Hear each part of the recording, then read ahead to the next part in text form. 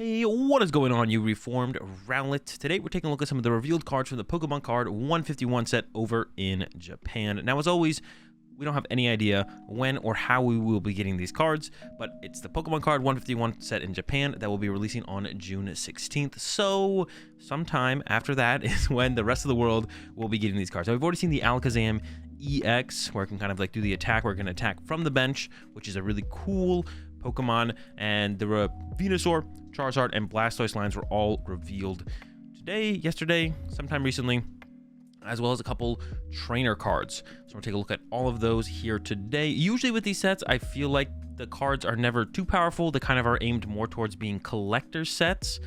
But these ones are decent. The Alakazam is cool. The Mew EX, Mew EX as well, was also revealed, was also pretty cool. And then some of them in here are also seem decent. So maybe this will actually be a decent set overall for competitive play, as well as, you know, probably something that collectors will be going after pretty aggressively. Let's start with the Venusaur EX here, 340 HP, stage 2, ability Soothing Bloom. Once during your turn, if this Pokemon is in your active spot, you may heal 60 damage from one of your Pokemon. That's a lot to heal for an ability. 60 damage is a lot, especially with no other required effect. I guess you'd have to be in the active. That is kind of the required effect, right? And then Grass, colorless, 150. Your opponent's active Pokemon is now poisoned and confused. So HP really good. To stage 2, the ability very strong as well. I feel like, because if you get 2 of these set up, you can kind of maneuver between them potentially. It's got 4 retreat cost, so switch, I guess, is your way to maneuver between these. And then you heal to 60, so theoretically you could heal like 120 damage. That's a decent amount of damage. And then you're hitting for 150 damage, which isn't one hit KOing anything super relevant in the format. You're going to KO the smaller Pokemon that are trying to evolve into EXs, I guess, but no Vs. Not KOing big EXs, not KOing V-Stars, not KOing V-Maxes. You're 2-hit KOing pretty much everything else, though, which is still pretty solid. But you don't have to 2-hit KO pretty much everything in the format is decent, and confusing them is not bad as well. If you're not knocking them out, for them to actually pull off an attack, they got to flip a coin, which is that's decent. I think this one is the worst of the 3, for sure, but I think it's okay. I think we could see a cool, maybe kind of heal-type control deck built around it. I don't know. The 4 retreat cost makes things a little bit weird to kind of like pivot between Venusaurs and constantly heal stuff over and over again, but maybe something could work there. Or maybe just 340 HP plus healing 60 every turn at the very least, while doing 150 damage is enough for this thing to keep up with other stuff going on in the format. Possibly. Probably not. So this one is definitely the worst of the 3, I think. And then the second best, I kind of are going in a row here, to be honest. Or the second best that, in my opinion, of course, we'll have to get the cards and test them to know for sure. But the Charizard EX, 330 HP, a lot of HP once again. 2 decent attacks on this one as well. For 1 fire energy, you do 60 plus 100 more damage if you have any damage counters on the Charizard. And then for fire, you do 330 damage and then discard 3 energy from this Pokemon. So there's a couple ways you can get this Charizard EX set up. Magnet Basin accelerates fire energy into play on your bench fire Pokemon. You have the Armor Rouge that can move fire energy from your Pokemon. I think it's your bench Pokemon to your active. Actually, now that I'm thinking about it, I don't know how Armor Rouge moves the energy around. It might be from anywhere to anywhere or from your bench to your active. It's one of the 2. Anyways, you can accelerate energy into play with Magnet Basin, move it around with Armor Rouge. Another thing you could play in here is the Pokemon Go Charizard. It's a stage 2, but it does double your fire energy. So your fire energy, instead of being worth 1 fire energy, they're now worth 2 fire energy, which is kind of cool. And I could see that, but that's a lot of stage 2s you got to set up. You got to set up your Charizard EX, and you got to set up your Charizard. But if your Charizard EX, if one Charizard EX can go a long way, you know, 4, 5, 6 prize cards by itself, then it might be doable to set up 2 stage 2s, 2 different stage 2s. That's kind of the hard part, is like, say, I have 2 different stage 2s. But I think it might be doable, definitely possible. And with all those different tools, there's definitely a couple different ways you could build this. Like I said, you could just kind of put fire energy in place through the Magnet Basin, build up towards your Charizard EX. And it's got like 2 decent attacks as well. You got the 160 damage, so if you're playing against, you know, Lost Box or something, you can hit with the 160. You don't even have to commit to the full 330. But the ability to kind of KO anything in the format with the detonating Vortex is pretty powerful, especially when you have 330 HP yourself and you're not really getting 1-hit KO'd by very much.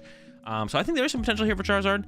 Kind of 1-hit KOing anything, not getting 1-hit KO'd by many things. Not many things are doing 330 damage. So that's a pretty good, you know, hitting hard.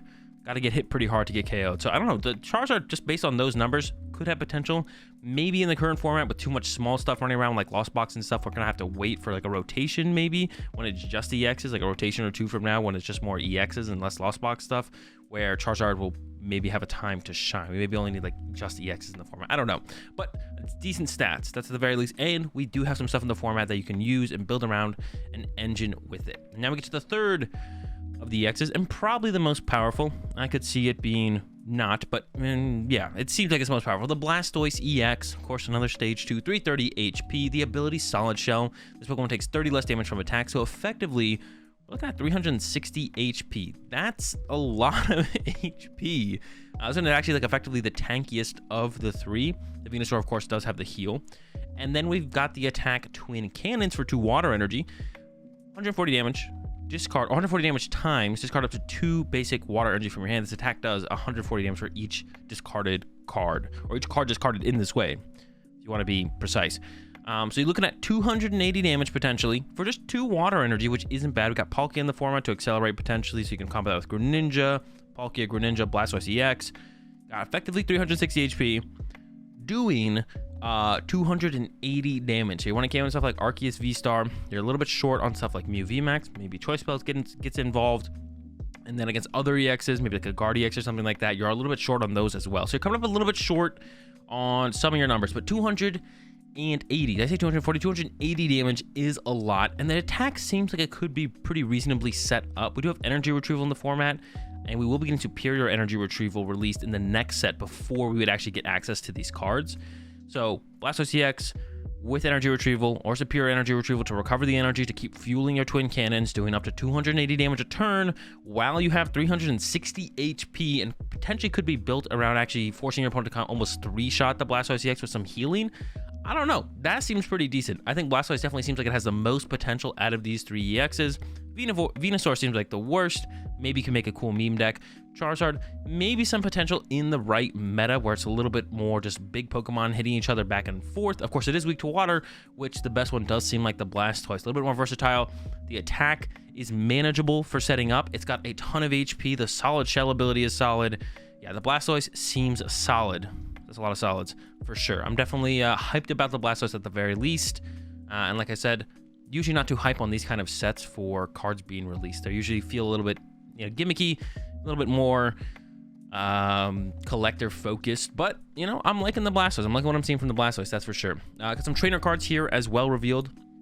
Snatch Arm. Look at your opponent's hand, choose a Pokemon you find there and put it on the bottom of your opponent's deck. Maybe could be usable in some kind of control deck, but seems a little bit like a gimmick card for sure. I don't know, like turn 1, like theoretically this could be good, or like turn 2, like your opponent goes first and they like have their Arceus in play and they have Arceus V-Star in hand. You're like, all right, Snatch Arm, got your Arceus V-Star. But when is that ever gonna come up where that would be the correct, where that would just sequence up that way, and then you'd have to have the Snatch Arm at the right time? It seems like a very much gimmick item card here. It is an item card though, so theoretically you could just run 4 and be disruptive, like play 4 Crushing Hammer, 4 Snatch Arm, just try and be as disruptive as you possibly could. And maybe if you just try to maximize disruption in all ways possible in your deck, maybe then the value of Snatch Arm could actually come up. But I don't think so. I don't think it's gonna happen. Maybe, probably not. Leftovers. This is actually a reprint. We've had this card before. It is now, or it is still a tool card, but now it's actually just a tool card, no longer an item card. And it's basically doubled its effectiveness. So if the Pokemon this card is attached to is your active Pokemon, at the end of your turn, heal 20 damage from that Pokemon. It used to be 10, so they have kind of adjusted it theoretically for the power creep. Healing 20 only at the end of your turn, not at the end of your opponent's turn as well. So you're healing 20 effectively. If your opponent hits you, they don't want to KO you. You have leftovers on there, you're healing 20. Is that going to be enough to offset some of these big damage numbers that a lot of the Pokemon are putting on the format? I don't know. Maybe on something like the Blastoise, right? You effectively have 360 HP. Take a hit, heal 20, get another use out of your ability potentially. You're looking at an effective 390 HP, whatever. I could see something like that. I could see like the leftovers on the Blastoise EX being effective, and it could very much be like a matchup type based thing for the leftovers. Like if you're playing up a specific matchup where they don't hit very hard, but they kind of still out tempo you for the damage that they deal. Maybe they're a 1 prize deck, or maybe they do spread damage, whatever it might be.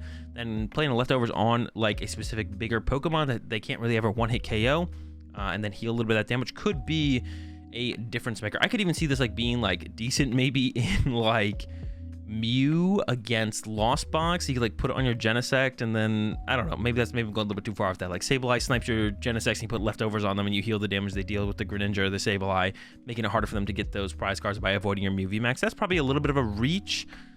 I don't hate the idea of it. So leftovers, cool tool card. Maybe they should have gone to heal 30. Maybe they under power crept this one just a little bit.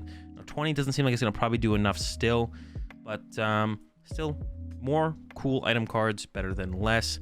Erica's Invitation is the supporter card revealed. Your opponent reveals their hand. Choose a basic Pokemon you find there and put it onto their bench. Then switch that Pokemon to the active swap. So it's a really interesting supporter card. I love cards like this being printed. It'd be a little bit too powerful as an item card, that's for sure. So as a supporter card, I think it's just right. And potentially very disruptive, very impactful. Seems like a decent card in control decks for sure. You know, you're trying to get something trapped in your opponent's active. You know, they're not benching any good targets for you to go after.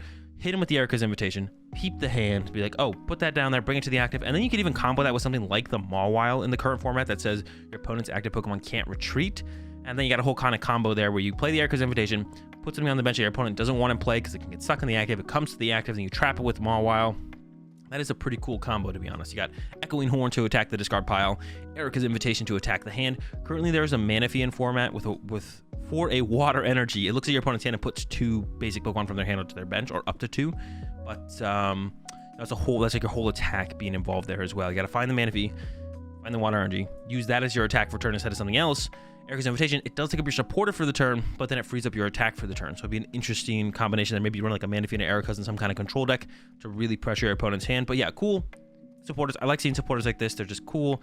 New effects that seem decent. Never going to be like a staple in any deck, I don't think, or many decks. Not going to replace research or anything. You're not going to be using Erica's Invitation turn 1 to 4, but it is a really cool supporter card, dude. Supporter card. And that's going to do it. Said Blastoise looking good, and I'm excited to see what else comes out of this set. Although, is there going to be that much more good stuff coming out of the set? There's like a Vileplume with an ability. Who knows? Item lock Vileplume. There's a Blissey with a lot of text in its ability as well. Could be some cool abilities on those. And there's a couple more EXs, I think, that are not revealed quite yet. Hoping for some more cool stuff from the set. Once again, we're probably not going to get this as the Pokemon Card 151 set. Maybe we will. Who knows? I don't know. I don't know how the process that happens for how we get these cards, but we will get them eventually, and hopefully the rest of them are pretty cool, or at least as cool as this Blastoise. The Blastoise seems decent. Catch y'all in the next video. Peace.